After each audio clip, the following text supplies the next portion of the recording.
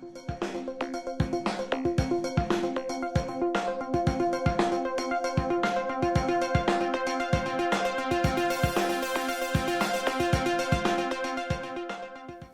morning. My name is Jim O'Toole, and I am a senior fellow in the Markkula Center for Applied Ethics. Our topic today is the many challenges facing both Americans and Chinese who are attempting to do business with each other. The kinds of cultural and legal misunderstandings and challenges that both sides face. To help us identify some of those areas and some things that we might do to smooth the relationship, we are fortunate today to have a very, very experienced individual.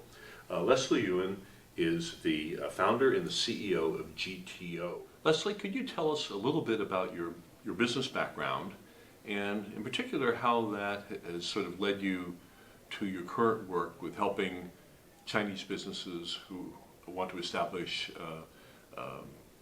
themselves in the United States? Well, I started my career with the Fortune 500, Eastman Kodak Company at that time, during the China opening in 1984 to be specific. So I was helping the US company into China, and that was a very good experience and very good training by how to run the business, how to do the go-to-market. And now it has been 30 years coming around. I also work for a Chinese company coming to the US as well. And so that experience is so valuable. So that helped me to start up my own company, Globalization Training Office, of helping both sides to do business. Could you tell us what some of the major challenges are that a Chinese company would have when it moves over here and it decides that it wants to do business in the U.S.? Well, for the most part, Chinese company coming here has been around, for at least 10, 15 years, very actively. Lately, the Chinese government is very encouraging of going global as well. So I see this is a big opportunities, to capitalize on it. And most importantly is that there's so many challenges. I can name just a few. Could you? Yeah. Firstly, it's about the understanding of the local market, the local culture. How to articulate that into servicing your market and servicing your clients. And there's a huge gap of the Chinese company coming to the US to feel that particular understanding of the market. And most important is the understanding of the rules. How to play by the rules. What are the regulations of Chinese company coming to the US in terms of the legal side, in terms of the best practice, and in terms of the HR, and some may call it the accounting irregularities, as in a lot of the Chinese public companies. Some of them are facing their challenges. Are those issues pretty much the same as they would be for, let's say, an American firm who wanted to start to do business in China?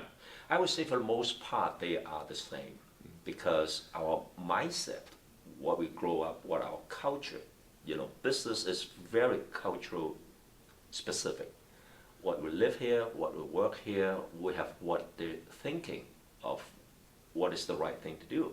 However, when you go to the other country, we talk about US and China in particular, it is a huge difference about the Chinese or the American way to do business. And I think the key is that for both parties, if they want to become successful in the market they choose to compete, they have to learn the cultural, the consumer, the market, and the regulations. And these are just some of the very, very basic of go-to-market. Let's talk about ethics for a second, Leslie.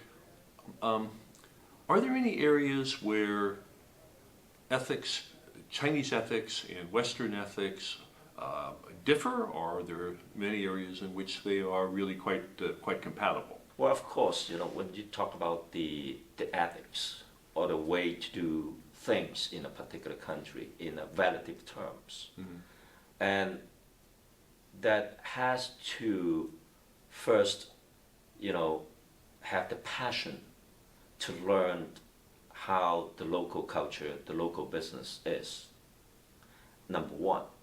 And number two, that there is the absolute standard of ethics, right? And I think that has to do in terms of the business ethics, of the business maturity of the economy. When you look at that, the US has been the capitalist head office, if you will, of the world. Mm-hmm. You have a lot of history, a lot of centuries of business experience. And China, when you look back to the history, in modern China, it just opened up since the late 70s. Now it's about 30-some years. And still there's a long road, in my mind, to learn before the business maturity or reach the business maturity state. So there might be some stages of the way to do business, which is a little bit different. Like go back to the US, for example, 100 years ago. We talk about the IP related or the business ethics.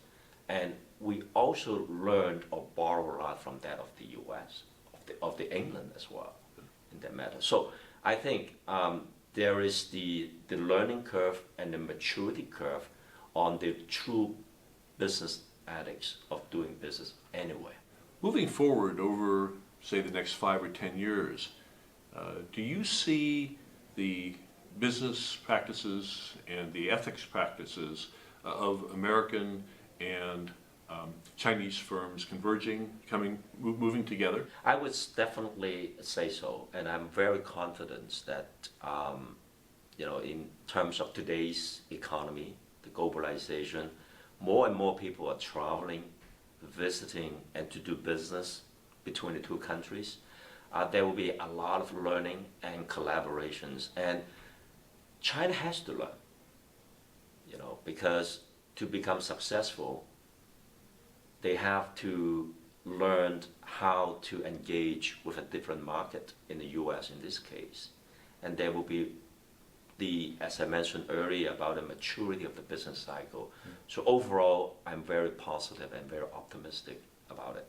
If you had one piece of advice to offer to an American who doesn't know anything about Chinese culture or about China, but is going to that country to start to establish business, what would that piece of advice be? Oh, that's a good question. It's also a very expensive advice. As you know, there are a lot of American companies tried and struggled and failed in China.